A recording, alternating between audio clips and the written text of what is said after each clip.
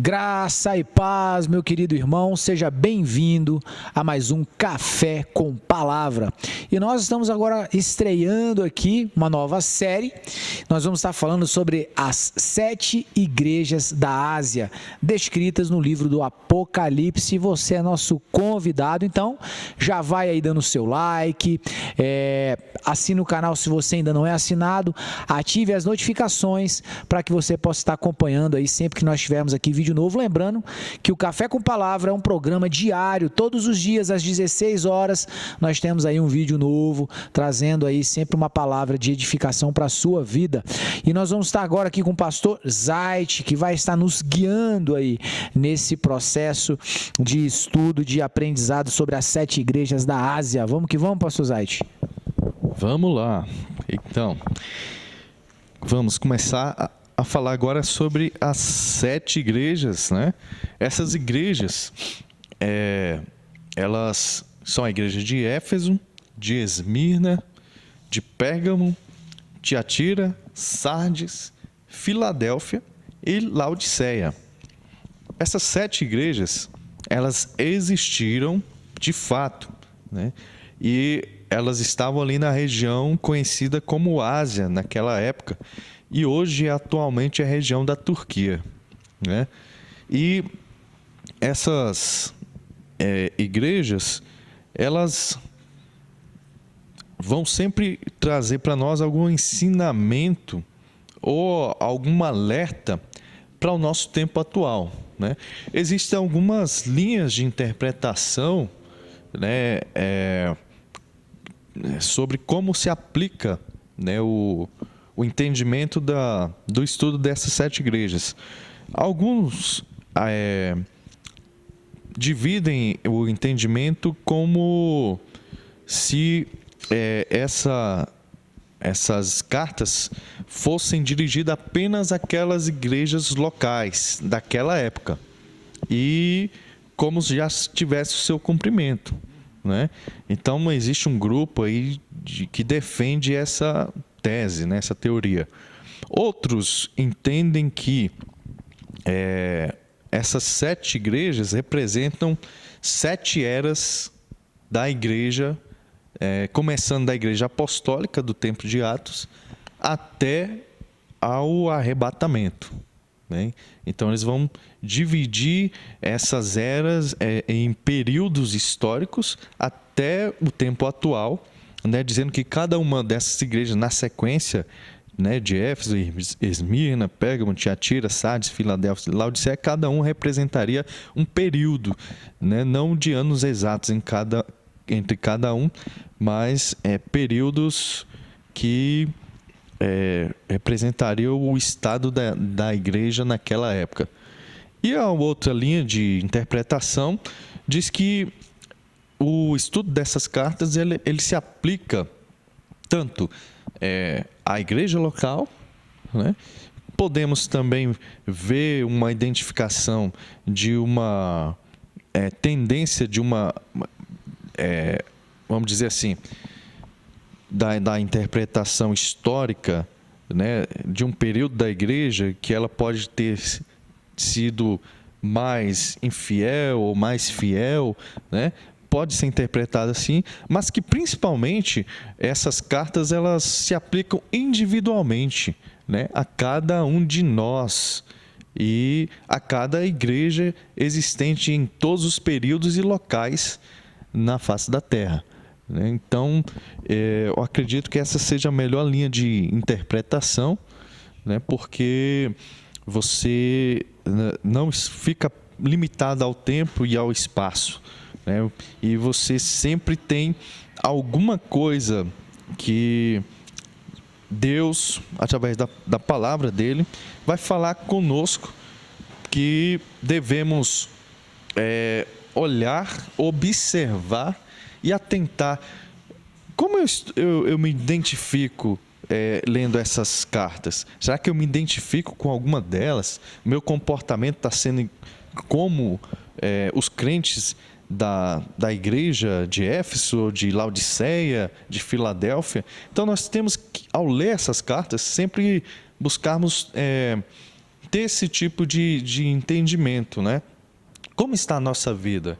E essas igrejas, elas vão levantar, né, o estado espiritual do povo, tanto daquela época, mas se aplica a nós também.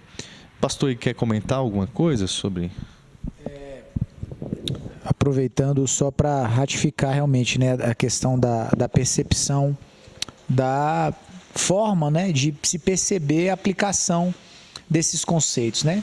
A gente pontuou no estudo que a gente teve sobre a revelação de João que existe um lugar que é para ser alcançado, né? E a partir do estudo e da análise, né, do entendimento de todo esse contexto vivido por essas igrejas e também o seu discernimento profético, vai nos conduzir aí a alcançar, né, esse lugar, em nome de Jesus. Então, vamos lá, né? Isso.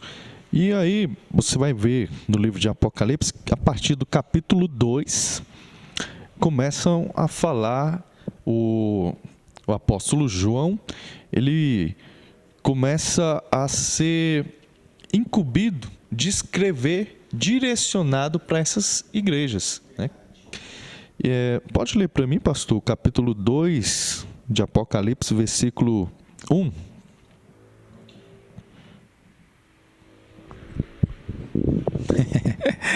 Ao anjo da igreja em Éfeso escreve: assim declara aquele que tem as 7 estrelas na mão direita e anda no meio dos 7 candelabros de ouro.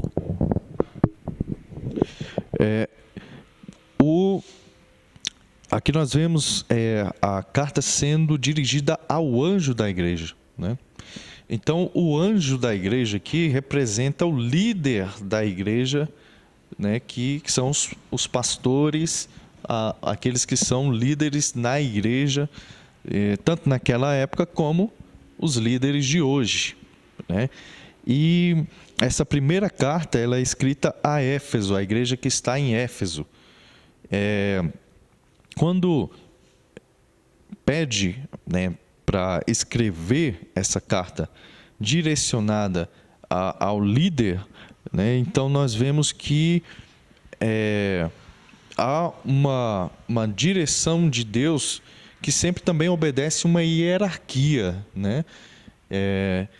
Deus ele dá, né, dentro dos 5 ministérios, né, ele chama a gente, né? Nós temos um chamado, nós temos os ministérios e cada um tem um protagonismo nesses ministérios e vai exercer uma liderança, né? E Deus está direcionando essa carta a todo aquele que exerce liderança e a todos aqueles que fazem parte do corpo de Cristo, porque no corpo de Cristo não existe a questão de ficar inerte, né? Sem funcionalidade, sem funcionar. Então, é uma carta dirigida para o corpo de Cristo, para aqueles que estão ativos, para aqueles que estão funcionando, né? E para aqueles que querem funcionar dentro do corpo de Cristo, né? Não é uma questão de pegar, é uma carta dirigida ao líder máximo, supremo da igreja. A questão não é essa. A carta é dirigida para todos os crentes que estão agindo dentro dos 5 ministérios, né, da igreja. E nós vamos ver peculiaridades, né, em cada carta que é dirigida, né, a uma igreja e outra. Tem algumas peculiaridades, mas também existem semelhanças, né? E uma delas é que todas encerram com a expressão aquele que tem, não encerram, mas sempre está inserido no final da carta, né, a expressão aquele que tem ouvidos, ouça o que o Espírito diz às igrejas. E aí sempre vai completar com alguma frase de incentivo, né, mas sempre dá esse alerta. Aquele que tem ouvidos, ouça o que o Espírito diz às igrejas, né? Essa expressão, ela é um hebraísmo, né? É uma expressão que traz uma ideia cultural, né, daquilo que nós podemos dizer assim, é uma expressão daquela cultura, daquela época, né? Como nós, na nossa cultura, temos algumas expressões que são coisas nossas, somente da nossa nação. E ela vai significar que você está ouvindo isso, então faça, então obedeça, né? Então, se você tem ouvidos, se você está dando ouvidos a essa palavra, obedeça a ela, né? E isso é muito forte para nós. Nós devemos obedecer porque existem aqui conselhos assim que são imprescindíveis da gente olhar e atentar para eles para cumprir. E essas cartas também, elas revelam o homem interior, né? Comportamentos do homem interior e práticas que não devem existir dentro do corpo de Cristo. Então, são 7 igrejas, são as primeiras igrejas fundadas ali pelos primeiros apóstolos, né? E elas tiveram bastante destaque, né, naquela região, e por isso foi direcionado para essas igrejas específicas, mas elas cabem a todas as igrejas, como eu já disse, em todo tempo, em todo lugar, tá? A primeira igreja, a primeira carta dirigida, como eu já disse também, é a igreja de Éfeso. E por que foi essa primeira carta? Essa primeira carta foi dirigida à igreja de Éfeso. Bom, se nós pegarmos lá em Atos, no capítulo 19, versículo 8 a 10, vou pedir o pastor Igor que leia esse texto para a gente. Você vai ver que essa igreja ela tem uma grande representatividade naquela região. Paulo ele vai começar pregando naquela igreja e ele fica ali por 3 anos, né? Exercendo o seu ministério.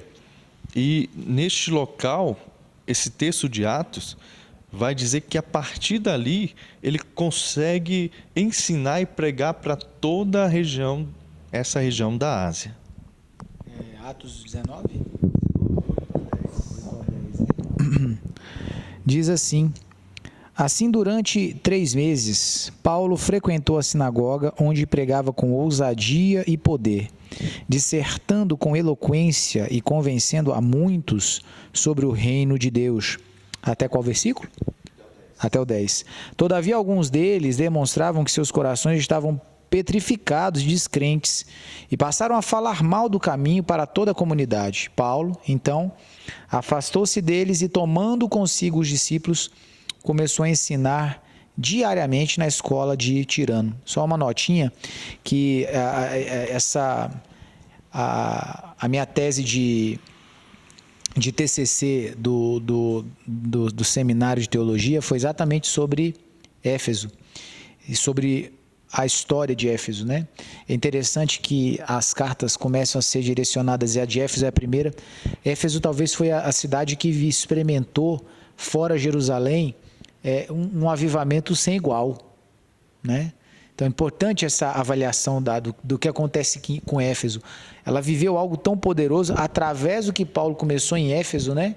O evangelho se estendeu a toda a região. Então, interessante entender, né? Olha só, a carta do apóstolo João, o livro do Apocalipse, acontece mais ou menos 50 anos depois desse momento em que Paulo viveu aqui essa realidade em Éfeso.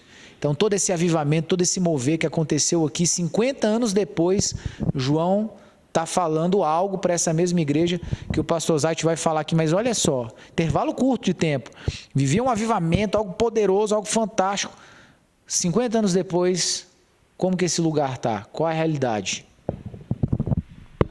Então, uma das características de dirigir das cartas é que, com alguma variação para mais ou para menos, elas tinham a seguinte composição. Ela tinha uma apresentação, onde Jesus é apresentado com algum dos seus atributos, né, ou características aqui, um elogio, uma reprovação, ou um conselho, né, e uma advertência, alguns tinham, e uma promessa, mas mais ou menos nessa linha. E na apresentação aqui, Jesus ele é apresentado como aquele que tem nas mãos as 7 estrelas e anda no meio dos 7 castiçais de ouro.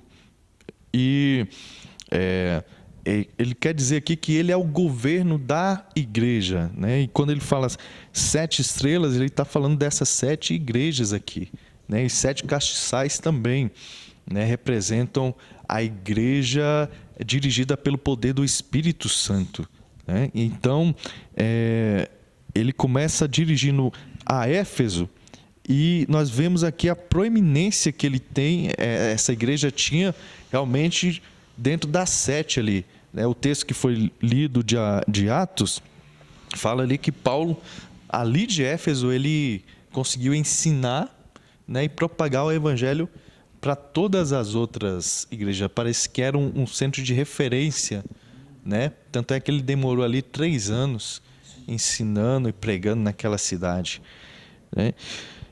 O elogio que é dado aqui a Éfeso Jesus, ele, né? Nós entendemos que é Jesus elogiando essa igreja. Ele vai elogiar as suas obras, né? O seu trabalho, a sua paciência, por ela não sofrer os maus, por ela provar os falsos apóstolos, né? Expor que os falsos apóstolos que traziam ensinos mentirosos, a sua perseverança elogiada, o sofrimento por causa do nome de Jesus e porque ela não se cansou. São 8 elogios aqui a essa igreja. Então, era uma igreja, assim, que recebeu, das 7 igrejas aqui, uma das que recebeu mais elogios, né? Agora, uma reprovação que ela recebeu foi porque ela deixou o seu primeiro amor. Aí nós vemos uma igreja tão elogiada, com tantos, né, tantas coisas boas, das quais Jesus lembrou que ela operou, né, um trabalho, sofreu, teve perseverança, expôs os falsos apóstolos, mas deixou o seu primeiro amor. Continuando aqui, né? Aí um conselho que ela vai receber está lá no capítulo 2, versículo 5. Lembra-se de onde caiu. Depois, arrepender-se. E depois, praticar as primeiras obras, que está ligada à questão de voltar ao primeiro amor. E também tem uma advertência. O versículo 5 do capítulo 2, a advertência é: se não se arrepender, brevemente Jesus virá e removerá do seu lugar o seu castiçal. Então, aqui é uma advertência que, para aquela igreja e para todas, né? Se não estiver cumprindo aquilo que Jesus determinou como ministérios, né, para o corpo, através de todas as juntas, né, todas as ligaduras, todo o encaixe dos irmãos ali funcionando juntos. Se isso não acontecer, né, o tempo de bênção, de unção, de avivamento para aquela igreja, ele acaba passando. Deus, ele acaba, né, cobrando isso e retirando toda a extensão que ele poderia usar aquela igreja numa localidade, nas nações, né, porque ela deixa de contribuir como deveria, né? E uma promessa aqui para essa igreja: ao que vencer, esse vencedor terá direito de comer o fruto da árvore da vida no paraíso, né? Como nós estudamos, né, no Apocalipse, nós vemos que essa árvore, ela vai estar no meio da santa cidade, e todas as nações vão, de mês em mês, né, pastor? receber as suas folhas para serem curados. Pode ser até uma questão de viver mais tempo, os 1000 anos ali, né, também. Então, essa cidade de Éfeso, ela tinha uma característica interessante, porque ela era uma cidade que tinha o culto, o templo da deusa Diana, né? E ali a adoração a essa deusa era muito forte, né? E a adoração era feita de forma, um culto imoral e com ritos de orgia, depravação, o culto à fertilidade, né? Então, a igreja estava ali naquele local, né? E essa igreja, ela tinha que ser vigilante para não participar das mesmas coisas que os outros, né, do mundo ali participavam. E tanto é que ela é elogiada por não participar, né, das obras dos nicolaítas, né? E esses nicolaítas, eles se introduziam dentro das igrejas e eles diziam, não tem nada a ver não, pode participar das obras, né, de morais, pode comer as carnes sacrificadas aos ídolos, porque não vai ter nada. Você tem que aproveitar tudo aqui na terra, né? Então esses camaradas, eles foram fortemente rejeitados também por essa igreja de Éfeso, porque Éfeso tinha uma base doutrinária muito forte, né?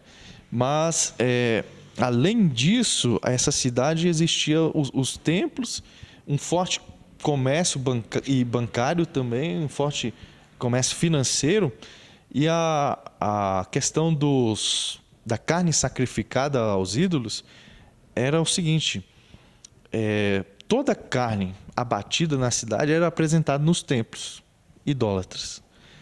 E quem queria comprar carne, ele tinha que ir no mercado, ele ia comprar uma carne vinda desses templos.